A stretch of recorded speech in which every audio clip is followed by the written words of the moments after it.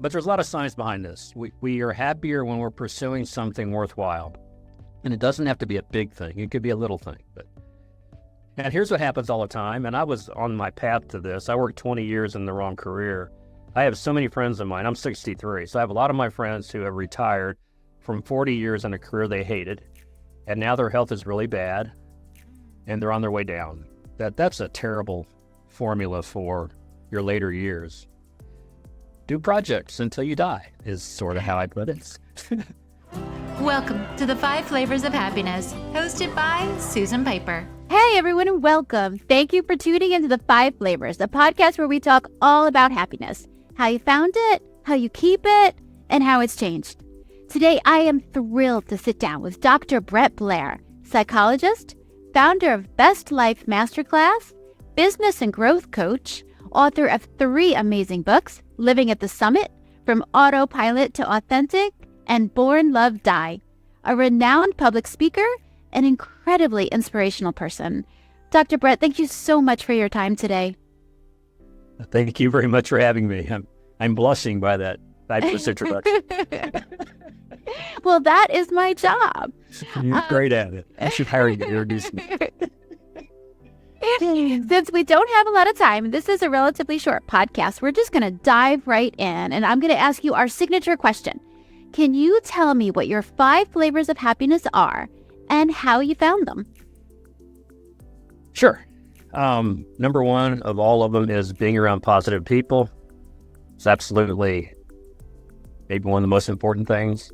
Number 2 is physical health, exercising, moving. I have to move to be happy. Number 3, I make a choice every day to be optimistic, to be hopeful. I might be wrong, but I choose to believe the future is going to be better than the present. Number 4, I'm happiest when I'm in nature and full of gratitude and feeling close to God, all kind of combined, but in nature. And number 5, I'm kind of weird about this, but I'm the happiest when I'm pursuing big goals. I've learned that pursuit. Yes, but setting big goals and doing the hard work relentlessly to achieve them is, ironically, for me, a source of happiness. How I found these through my life experience and the formal study of the science of positive psychology, because I'm a big geek about positive psychology as a measurable science, and these things I just shared with you are not just my experience, but proven to be globally some keys to flourishing. Wow, I had no idea that there was a science behind it. Are there books that people could read? Absolutely. Yeah, I would recommend the book Flourish by Dr. Martin Seligman. I read that book in 2011. I think it was published in 2010. I read it in 2011 for some reason, and it changed my life because I read about a measurable science of what everyday people can do to improve the possibility of having a flourishing future, physical, relational, emotional health. What he talks about in that book is forever the field of psychology and psychiatry has been great on helping people with challenges get better, but there is almost nothing out there for a healthy person to grow and get better from a healthy start and then grow. And so that whole field of positive psychology is around how most people who are generally healthy can do things to flourish. So that became my new career. I got a PhD after that and all that. So it changed my life. So yes, there's absolutely a science about this. Well, talking about changing your life and just talking to you and in our pre-interview, getting to know you a little bit better, you're so grounded. The positivity just comes off of you. But I can imagine you're probably like most of us, and you were not always so positive, and life has hurdles. There's ups and downs, there's things that happen, and you seem so resilient. Could you talk to me about how you got to where you are and how you navigated life's hurdles? Sure. How to start this? It's like one thing, there's the hurdles of like internal doubt and internal things that hold you back. I grew up in a family that hated salespeople. Like literally at the dinner table, my dad would cuss about anybody who sold anything. And he hated rich people. I grew up not poor, but lower middle class. But mid-career, I decided to end my corporate career and start my own business as a recruiter. And lo and behold, I had to sell things. I had to actually, be a salesperson. And on the outside, I was trying to do that. But on the inside, there was a tape playing that said I was a bad boy. And so it took me a while to figure that out about myself, forgave my parents for what I call bad parenting, and let go of that. But there's this inner battle of how do you not stay little because of fear? But there's the other thing, how do you handle the external hurricanes that come into your life? And I think I was born a happy kid. I know I was. I was born, my mom said, I was smiling from the day I was born. I've had a lot of trauma happen, and everybody has, but I've had a bunch of it that thankfully didn't deteriorate or destroy my childhood happiness. And I've studied how to do that. But yeah, I've had a business that almost went bankrupt, my divorce. My first wife took her own life.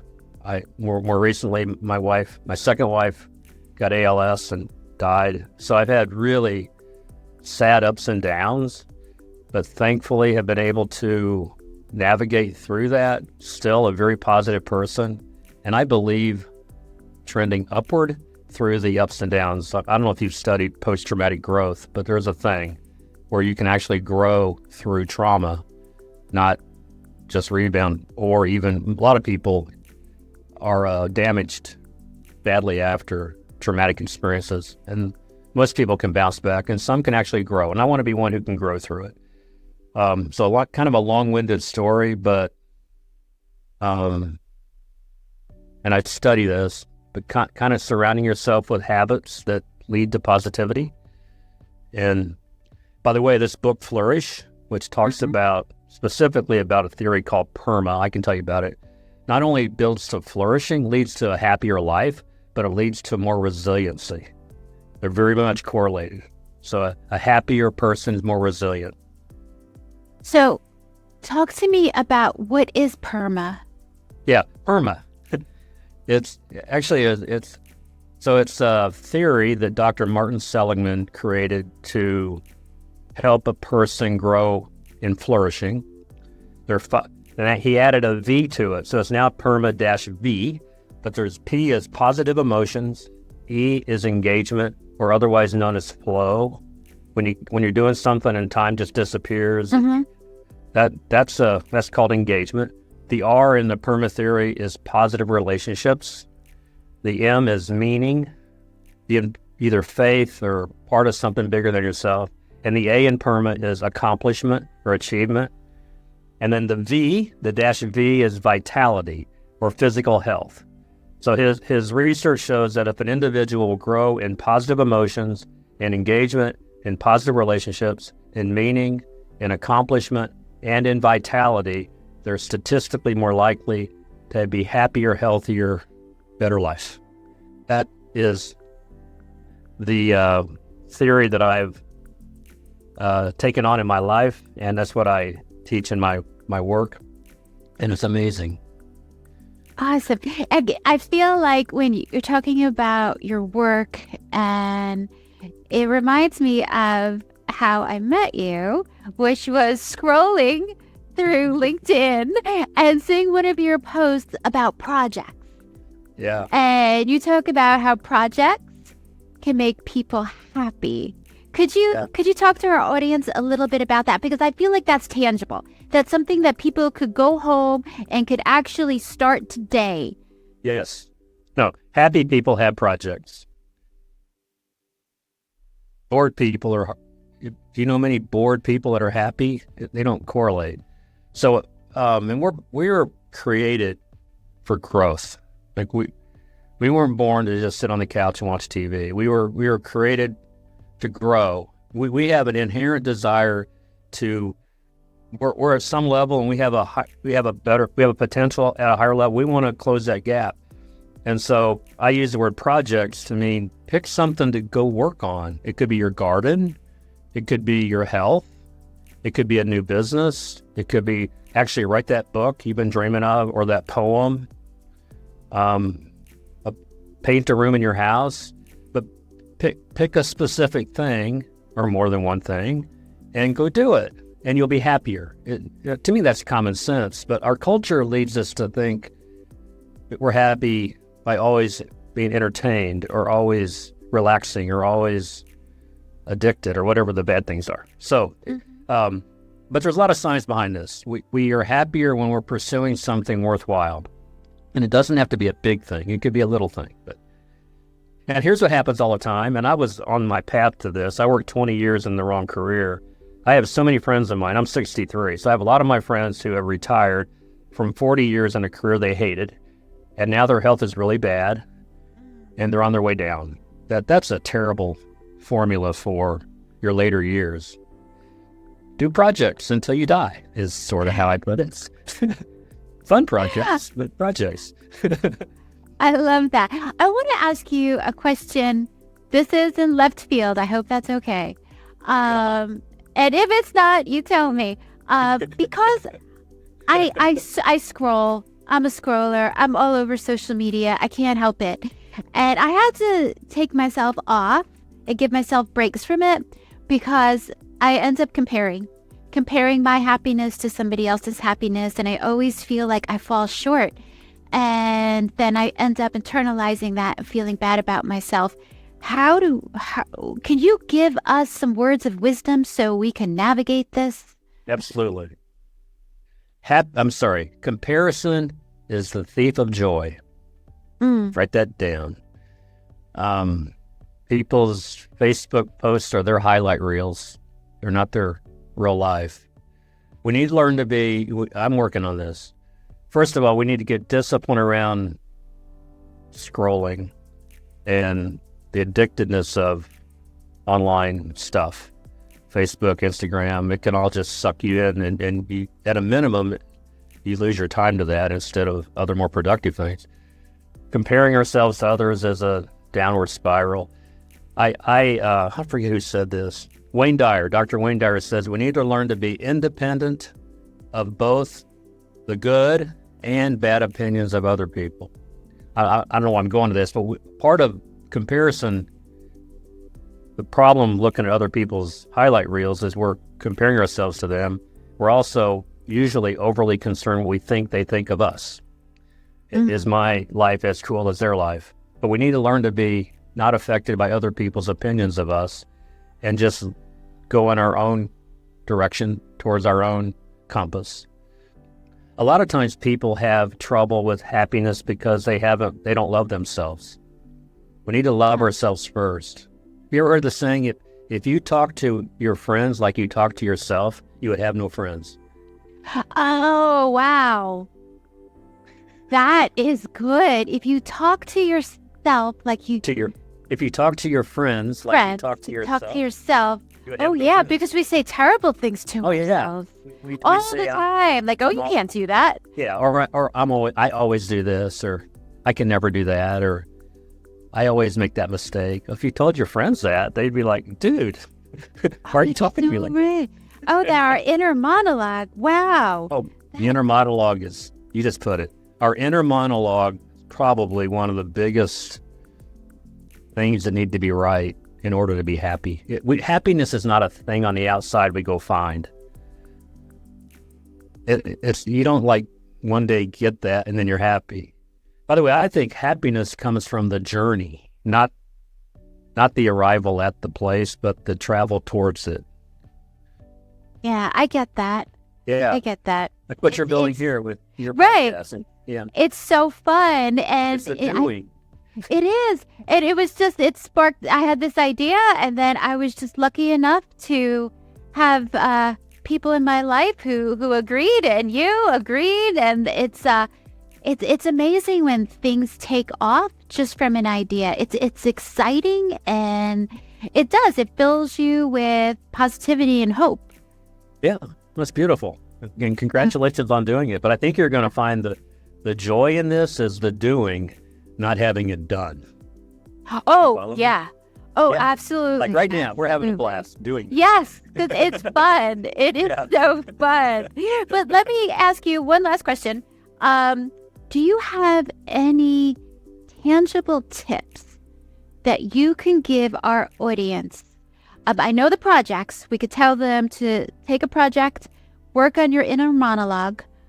Any other tips that they can walk away with today to start on their journey?